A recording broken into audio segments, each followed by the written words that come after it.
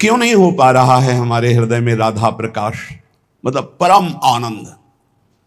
क्योंकि हमारे शरीर की, हमारे अंतःकरण की, हमारे स्वभाव की एक एक वृत्ति भोगों में अभी तक लगी रही है। बहुत ध्यान से सुनने योग्य है।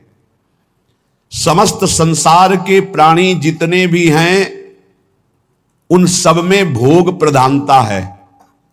काम से उत्पन्न हुए सबके अंदर काम चेष्टा है, चाहे वो चींटी से लेकर के ब्रह्मा तक कोई न हो। जिन्होंने ब्रह्मबोध या भगवत प्रेम प्राप्त कर लिया है वही जीवन मुक्त महात्मा इस फांसी से अलग हैं, नहीं सांप के गले में फांसी पड़ी हुई है काम की। समस्त संसार प्राणी भोग सुख की कामना में लिप्त हैं। सभी के मन में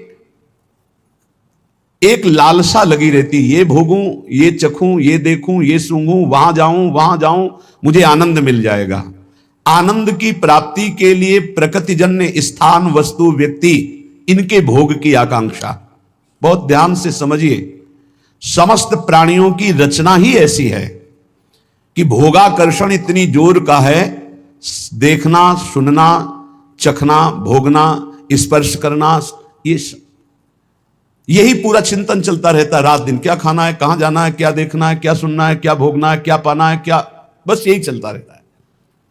मनुष्य प्रधान है समस्त योनियों में क्योंकि बुद्धि प्रधान है, पर यह भी दिन रात इसी चिंता में जलता रहता है भोगों की लालसा पूरी करने के लिए। इतना रुपया हो गया, इतना हो जाए, इतनी व्यवस्था हो गई, इतनी व्यवस्था हो जाए, इतनी जमीन हो गई और इतनी हो जाए, अब ये कर लिया, अब ये कर लूंगा और सुखी हो जाऊंगा। पर वो जलता रहता है चिंता, शोक, भय। इस काम भोग को लेकर के बुद्धि प्रधान मनुष्य ज्यादा भ्रष्ट हो रहा है, क्योंकि ऊंचे चढ़े हुए को देखा जाता है, जो नीचे गिरा पड़ा है वो तो पड़ा ही है। अन्य योनियां तो मूढ़ता प्रधान है, पर मनुष्य योनि बुद्धि प्रधान है। इसमें विवेक जागृत करके परमात्मा तत्व का साक्षात्कार करने की योग्यता है। भोगों की प्रधानता होने के कारण मनुष्य शरीर इतना महान है कि वो ब्रह्म तत्व का साक्षात्कार करने की योग्यता रखता है, पर भोगों के आकर्षण के कारण वो दुख पर दुख भोगता हुआ उसी दुख की ओर जा रहा है। दुख पर दुख भोगता हुआ वो उन्हीं दुखों की तरफ जा रहा है जहां और दुख योनया, जहां से दुख प्रकट होता है।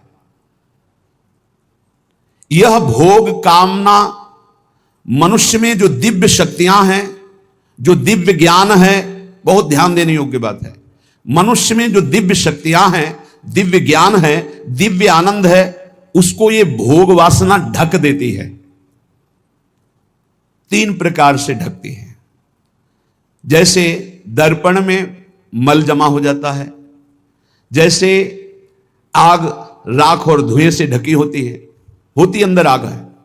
जैसे गर्भ से जेर ढका होता है, जेर में ऐसे ऊपर झिल्ली, फिर अंदर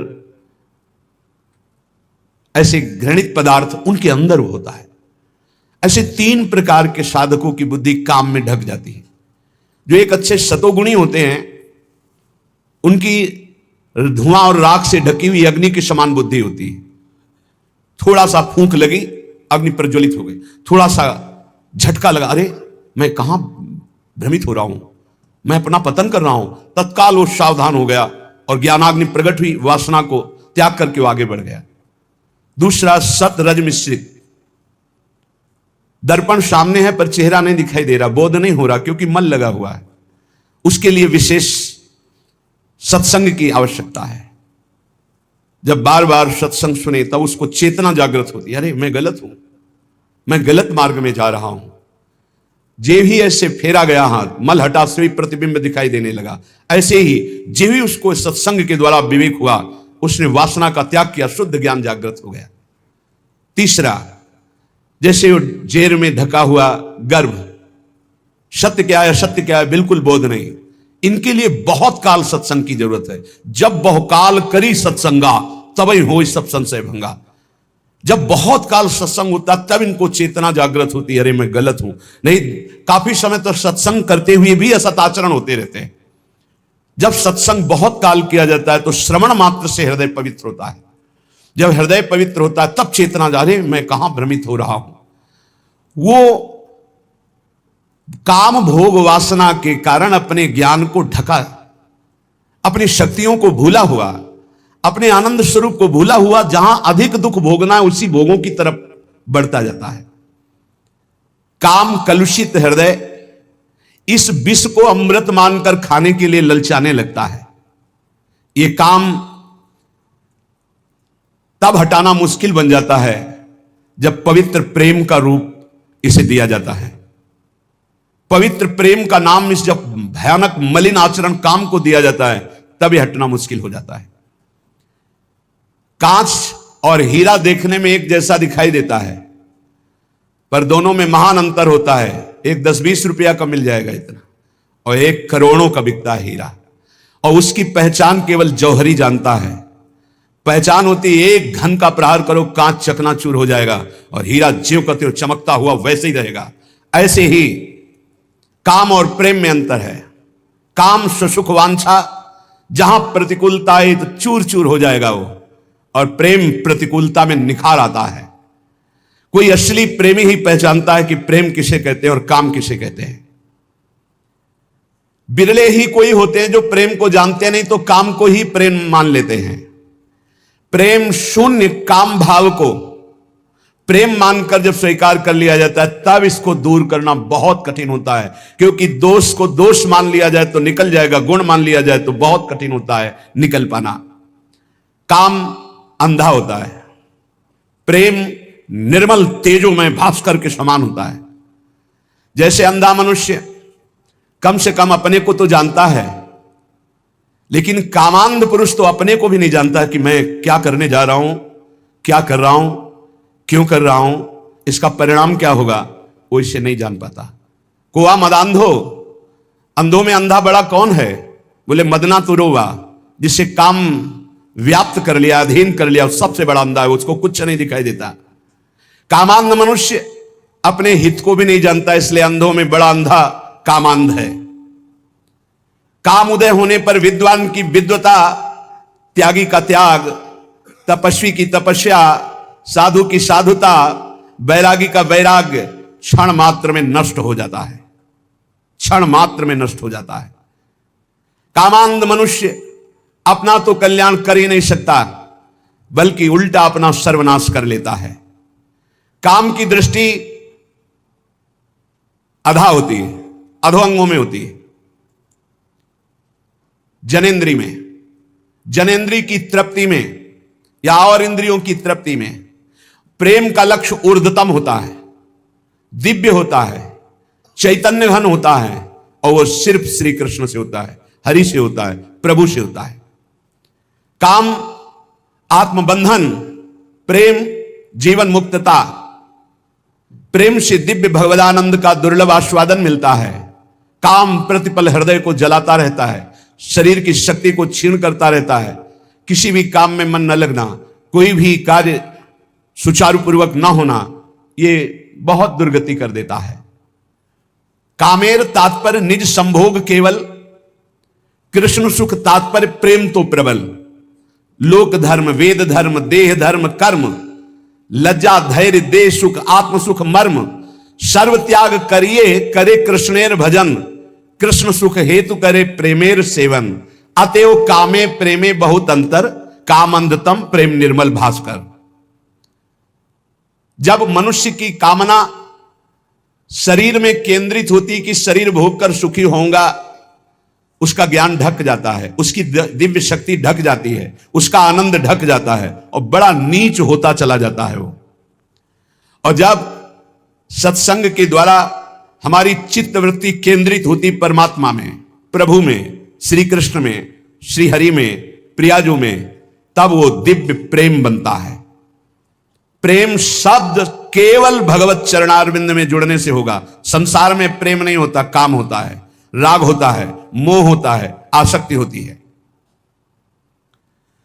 जिस उपासक को निजेंद्रिय तृप्ति की इच्छा जागृत रहती है, ये खा लूं, ये भोग लूं, ये देख लूं, ये सुन लूं, वहां चला जाए, वहां का खाया जाए, ऐसा किया जाए, वो भोग सुख कामना जितनी बढ़ती चली जाएगी उतने ही वो राक्षस होता चला जाएगा, पशुता आती चली जाएगी, आसुरी भाव बढ़ता चला जाएगा, उसमें वो जान नहीं पाएगा आसुरी भाव, उतना ही वो निकृष्ट होता चला जाएगा। और जितना भोग सुख कामना का त्याग होता जाएगा उतनी शांति आती जाएगी। त्यागात शांति निरंतरम। और शांति में चिंतन जो होता है, फिर सही दिशा हम निर्णय कर पाते हैं जब हृदय शांत होता है। शांत कब होता है? त्यागात शांति निरंतरम। जब भोगों के सुखों का त्याग, तो तत्काल शांति हृदय में, और उस शांति से वो फिर भाव दशा की तरफ बढ़ता है। वो उतना ही महान होता जाता है जो जितना काम सुख का त्याग करता जाता है। जो शरीर भोग सुख को सर्वथा भूल करके एकमात्र परमात्म चिंतन में रमा रहता है, उसे ही महापुरुष कहते हैं। महापुरुष कौन है? जो मदन सुख, जो मोहाशक्ति और जो मद, तीनों पर विजय प्राप्त किए हुए हैं। तीन मकार पर जो विजय प्राप्त किए हुए महापुरुष है। जो काम विजयी है, जो अहंकार विजयी है, और जिसकी कहीं भी मोह ममता नहीं है, एकमात्र प्रभु श्री हरि में, वही महापुरुष है। जो निरंतर भगवदाकार वृत्ति में डूबा हुआ है, शरीर सुख छोड़कर, वही महापुरुष है।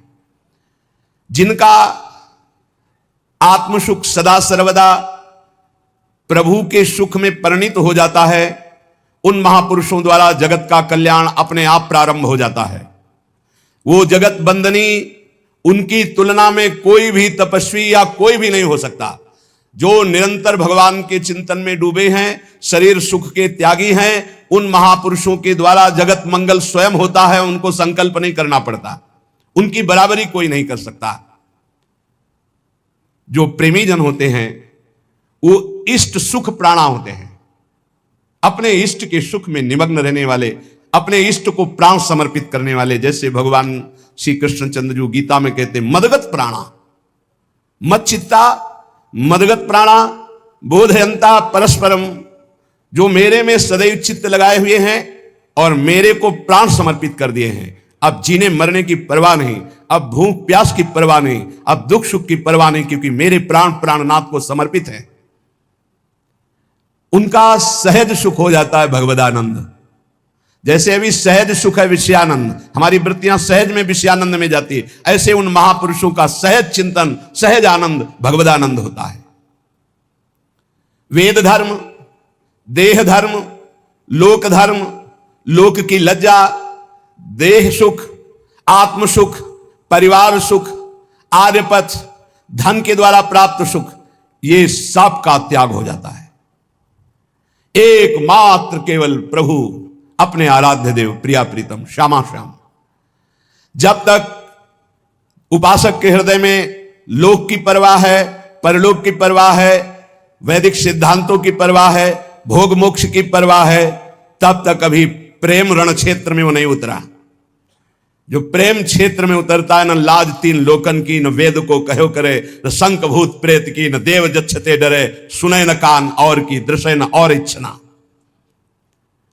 जो अपने इष्ट देव के लिए सर्वस्व का त्याग करके, निज सुख का विस्मरण करके केवल इष्ट सुख में तन्मय हैं, उन्हीं को प्रेमी कहते हैं। उन्हीं को प्रेमी कहते हैं। ये शरीर सुखों को प्रेमी नहीं कहते। निज सुख कामना को जब प्रीति रस की उपाधि दी जाती है, तब वो मलिन हो जाती है। जहां निज सुख कामना, हे प्रभु मैं आपकी आराधना करता हूं, मेरा काम ये पूरा हो जाए, मेरी ये चाह पूरी हो जाए, मेरा ये मेरा ये मेरा ये, तो प्रभु तुम्हारे है ही नहीं। प्रभु से केवल काम करवाने की बात कर रहे हो, अपने को प्रभु का प्रेमी कहलाते हो। बोले उपाधि मात्र है, प्रेम नहीं है। प्रेम निरुपाध ही होता है। प्रेम में मांग नहीं होती इस बात की मेरी ये बात पूरी हो जाए, क्योंकि मेरा शब्द तो गया प्रभु के पास।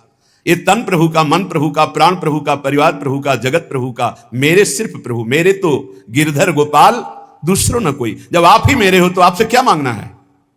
आप ही मेरे हो। तो प्रश्न बनता है, क्या ऐसे निरुपाधि प्रेमी में भगवत दर्शन की भी लालसा नहीं होती? क्या अपने इष्ट के दर्शन की चाह करना भी प्रेम में कलंक है या बाधा है? क्या उनकी सेवा सुख में निमग्न होना भी बाधा है? सेवा करते हुए सुखी होना, उनके दर्शन की चाह रखना, उनसे मिलन की आकांक्षा रखना, क्या यह भी प्रेम में बाधा है? बोले नहीं। तो इसमें फिर आ जाता है ना अपना सुख, कि प्रभु को देखकर मुझे सुख होता है, प्रभु की सेवा करके मुझे सुख होता है, तो हम तो सुख ले रहे हैं ना, तो तत्सुख कहां हुआ? बोले नहीं। बड़ा सूक्ष्म वर्णन किया है। जब उपासक उपासना में तन्मय होता है तो उपास्य देव के मिलन की प्रबल आकांक्षा जगती है। यह उपासना का रंग है और इसे कामना नहीं कहते, इसे कामना नहीं। प्रभु के मिलन की चाह बंदनीय है और जगत की वस्तु व्यक्ति स्था की चाह यह निंदनीय है, यह त्याज्य है, यह बंदनीय है। तो इसमें स्वसुख तो होता ही है, प्रभु को देखकर भक्त को सुख होता है, फिर हां होता है, पर उससे कई गुना बढ़कर प्रभु को सुख होता है। प्रभु को सुखी देखकर वो उपासक और सुख ही होता है। यहां सुख की होड़ लगी रहती है, तत्सुख की होड़ लगी रहती है। एक हृदय में महान उल्लास, मेरे प्रभु कब मिलेंगे, कब मिलेंगे, इसे विरह कहते हैं। ये प्रेम का स्वरूप है। ये चाह अचाह स्थिति से भी ऊपर की है, अचाह स्थिति से ऊपर की स्थिति है। कब मिलोगे प्यारे, कब मिलोगे? मिले हुए भी बार बार मिलन में एक नवीन मिलन, एक नवीन मिलन की चाह। जब उपासक उपास्य देव को देखता है तो उपास्य देव को देखने में जो उसे सुख होता है, उस सुख को देखकर उपास्य देव के हृदय जो आनंद समुद्र हैं उनमें उफान आता है। उनको सुखी देख करके उपासक का और सुख बढ़ता है। यह सुख बढ़ता ही रहता है निरंतर। उनका रूप लावण्य, इनकी प्यास जैसे जैसे बढ़ती वैसे वैसे रूप लावण्य बढ़ता है। यह कामना नहीं है, यह निष्कामता का फल है प्रेम। यह समुज्वल सुमधुर आनंद ज्योति प्रसरित उपासक जब अपने आराध्य देव को देखकर आनंदित होता है तो यह देखकर आराध्य देव और आनंदित होते हैं। आराध्य देव को आनंदित देखकर उपासक और आनंदित होता है। आनंद की वृद्धि अनंत काल तक चलती रहती है। प्रभु सुखत्वे प्रेमी सुखत्वम तत्सुखत्वेन पुनः प्रभु सुखत्वम, ये होड़ चलती रहती है। भगवान श्री कृष्ण चंद्र जी कह रहे कि जैसे हमारी प्रेमी गोपीजन हैं, उनका वस्त्राभूषण धारण करना, श्रृंगार करना, खाना पीना, शरीर सजाना, ये सब केवल मेरे लिए है। ऐसे प्रेमी का खाना पीना, शरीर सजाना, जीवन धारण करना, ये केवल अपने प्रीतम प्रभु के लिए है। निजांगमपि या गोप्यो ममेति समुपासते ताभ्या परम न मे पार्थ निगूढ़ प्रेम भाजनम। अर्जुन, ये जो मेरी गोपियां हैं ये अपने अंगों को मल मल करके साफ करती हैं, उपटन आदि अंगराग आदि से सजाती हैं। किस लिए? मेरी सेवा के लिए। मेरे निगूढ़ प्रेम पात्र गोपियां हैं। तो प्रेमी अपने देह की रक्षा करता है, वो ये मान के नहीं कि मेरी है, नहीं, ये प्रभु की धरोहर है, प्रभु की सेवा पात्र है। प्रेमी अपने शरीर को सजाता है। जा रहा हूं सेवा में, इस समय तिलक रचना, चंदन रचना, अपनी प्रसादी की सब धारण करके फिर प्रभु की सेवा में। इलायची मुख में है प्रसादी कि कहीं मुख की दुर्गंध ना हो, इत्र शरीर में प्रसादी छिड़का हुआ, सज धज करके प्रभु की सेवा में जा रहा है। श्रृंगार सज्जा पहले अपनी, फिर श्री जी की प्रसादी से अपने को सजाकर पावन होकर इष्ट देव के सुख में जीवन, इष्ट देव को समर्पित प्राण, इष्ट देव की निष्ठा, यही प्रेमामृत का पान कराती है। यह हमने उस प्रेम का इशारा किया जो वृषभानु दुलारी श्री लाडली जी के चरणों की आराधना से प्रकट होता है। आधाय मूर्धन यदा पुरदार गोप्या। तो जिन उपासकों को श्री लाडली जी के चरणों की उपासना का सौभाग्य मिला है, इस मार्ग में अनन्यता की आवश्यकता है। अनन्यता की, जितनी जल्दी आप अनन्य हो जाओ उतना है। कई उपासकों से हम प्रार्थना करते हैं कि शाम के जैसे अनुपस्थित रहते हैं, शरीर अव्यवस्था, और सुबह हमारा इस तरह से समय श्री जी की सेवा में जाता है तो एकांत का समय शाम से रात्रि तक हमें मिल जाता है कि हम अपनी एकांतिक वृत्ति से साथ, तो उस समय ऐसा ना समझो कि हम उपस्थित नहीं तो यहां आने की जरूरत नहीं। यहां आके जब बैठते हो आप, प्यारी जू के पद होते हैं, प्यारी जू की सेवा दर्शन करते हो, तो आप अपने कमरे में बैठकर उच्च कोटि की वैसी भावना नहीं कर सकते जैसा आपको यहां बैठने मात्र से फल मिलेगा। श्री जी के चरणों की स्वाभाविक अपनापन की जो स्थिति है वो बैठने से मिल जाएगी, विश्वास कीजिएगा। वैसे तुम्हें ज्ञान नहीं है इस बात का, लेकिन हमारे वचनों पर विश्वास कर लीजिए। यहां बैठने मात्र से जब वाणी जी का गायन हो रहा है, नाम कीर्तन हो रहा है, आपको कुछ समझ में नहीं आ रहा, लेकिन आपका विषय विष उतर रहा है। जैसे सांप काट ले मंत्र झाड़ने वाला जब झाड़ता है तो मंत्र बोलते हैं, पर वैसे शब्दों से होता है कि समझ में नहीं आता क्या बोलते हैं, और विष उतर जाता है। ये हम किसी की कहे सुनी बात नहीं दे, ये हम देखी हुई बात कह रहे हैं। कोबरा सांप ने काटा था और सुबह से झाड़ना शुरू किया, 4 बजे तक पूरा स्वस्थ कर दिया, बिना किसी औषधि खवाए, बिना किसी अस्पताल गए। पर वो ऐसे मंत्र सिद्ध थे, ऐसे मंत्र सिद्ध थे, आप धोखे में ना पड़े। अब अस्पतालों में जाना चाहिए। एक बूंद पानी सुबह से नहीं पिया था वहां। जब उनको पानी पिलाने की बात हुई, जलपान आदि कुछ, तो उनका इस गांव का पानी नहीं पीऊंगा, ये हमारे मंत्र की सिद्धि है। अगर हम लोगों ने पानी पी लिया तो काम नहीं करेगा मंत्र। और देखा था 4-6 घंटे के अंतर्गत कोबरा सांप से पूरा शरीर नीला होने जा रहा था, नीम के पत्तियों से झाड़ झाड़ करके। ये हम किसी कही सुनी बात नहीं कह रहे और ये देखी हुई बात कह रहे हैं, बिल्कुल हम प्रमाणित बात कर रहे हैं। पर वो मंत्र नहीं समझ में आ रहे थे क्या, पर विष उतर रहा था ना। ऐसे ही आप यहां बैठे हो, पता नहीं चल रहा क्या गा रहे हैं, पर वो आपका विष उतर रहा है मायाकृत, और आप निर्मल हो जाएंगे पक्का। हरिवंश महाप्रभु कहते हैं, जय श्री हरिवंश यथामति बरनत कृष्ण रसामृत सार, श्रवण सुनत प्रापक रति राधा पद अम्बुज सुकुमार।